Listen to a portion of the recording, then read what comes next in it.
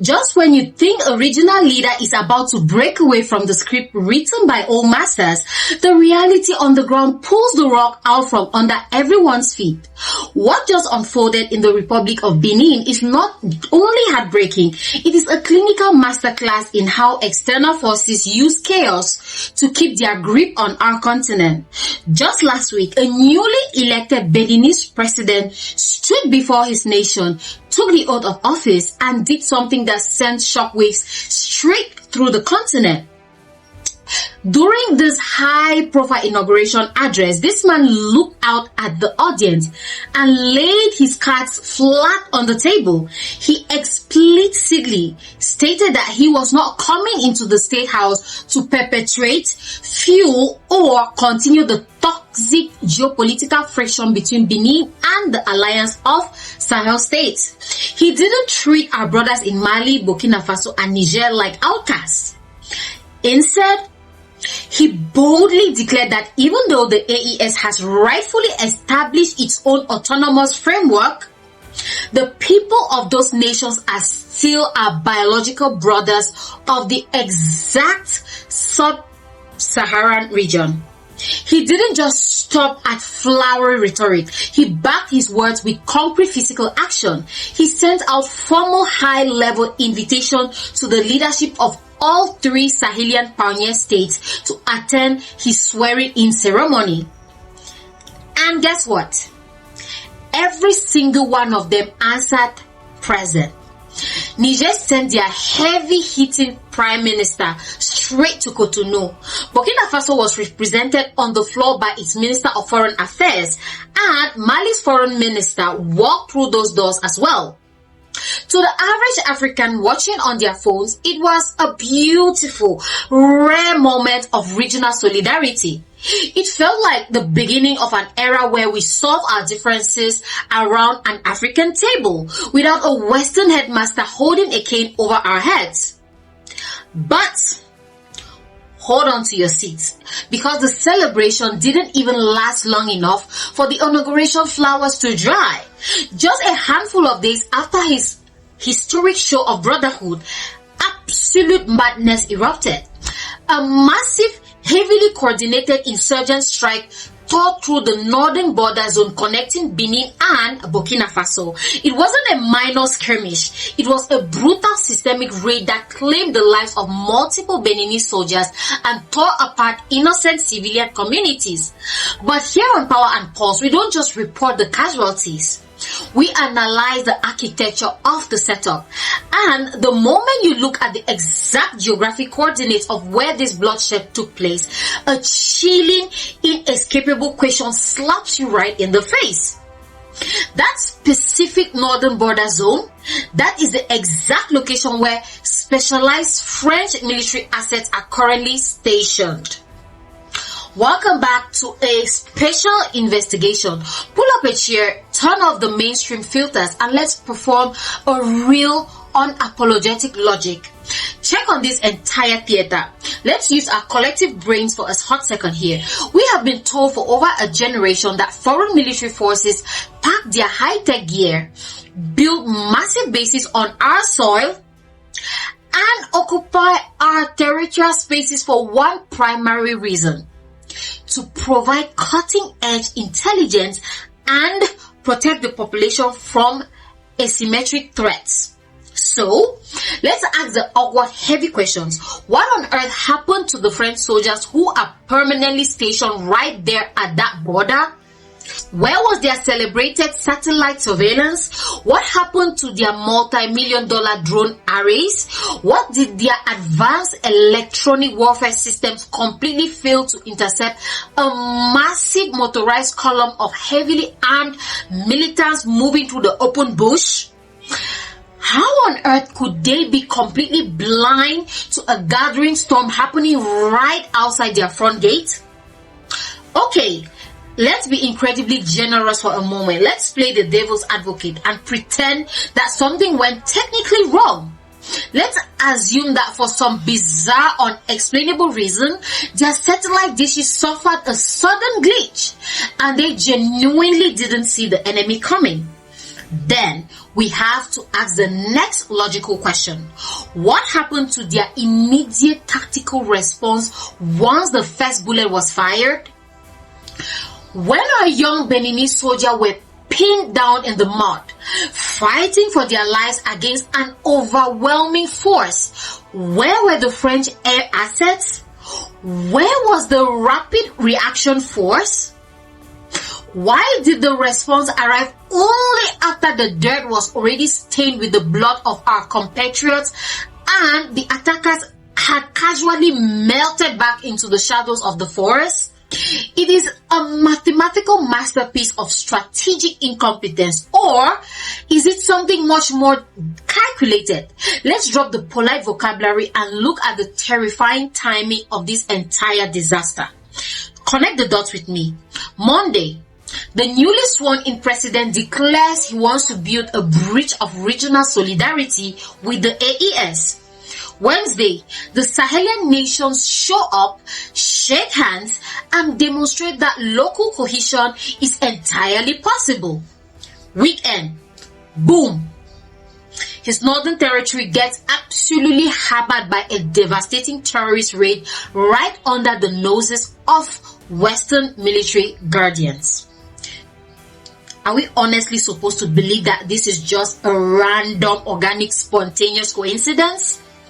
It's like a tenant who tells the neighborhood gang he's thinking of cancelling his protection fee and joining the local community watch.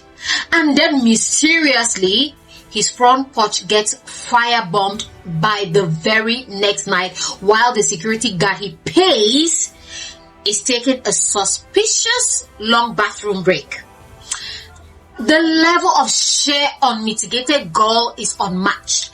Let's pull back the curtain completely because this has all the classic dirty signatures of a global protection racket. What we are looking at is a bloody, unmistakable message sent straight to the State House in Cotonou. And you know exactly who that message is coming from. That specific dude over there across the ocean, the old colonial master who has spent the last 2 years throwing an absolute public tantrum because his economic and military monopoly in the West is slipping away in real time. The message written in that border raid is clear, loud, and ruthless. Hey, my friend, let me remind you who actually runs things in the sub-region. If you dare to step out of our geopolitical pipeline, if you go or you try to build an independent part of fraternity with the revolutionaries in the Sahel, this tragedy is just a tip of the iceberg. We will systematically unleash hell on your borders until you come crawling back to beg for our intervention. This is how the empire maintains its footprints when its political arguments have completely failed. They realize they can no longer convince the African youth through sweet diplomatic talk or broken economic promises.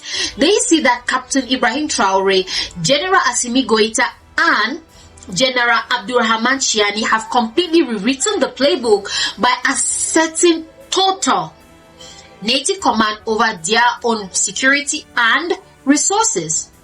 So the old masters are panicking because they have been evicted from their fortress in the north. So they are desperate to keep the coastal states locked in a state of perpetual fear and ultimate dependency.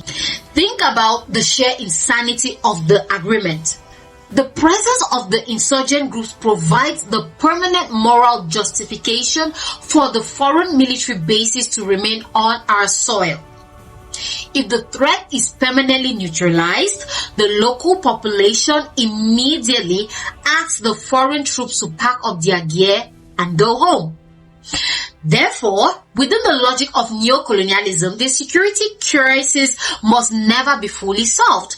It must be carefully managed, kept alive, and periodically fueled, ensuring that the host nation remains permanently crippled and unable to stand on its own 2 feet.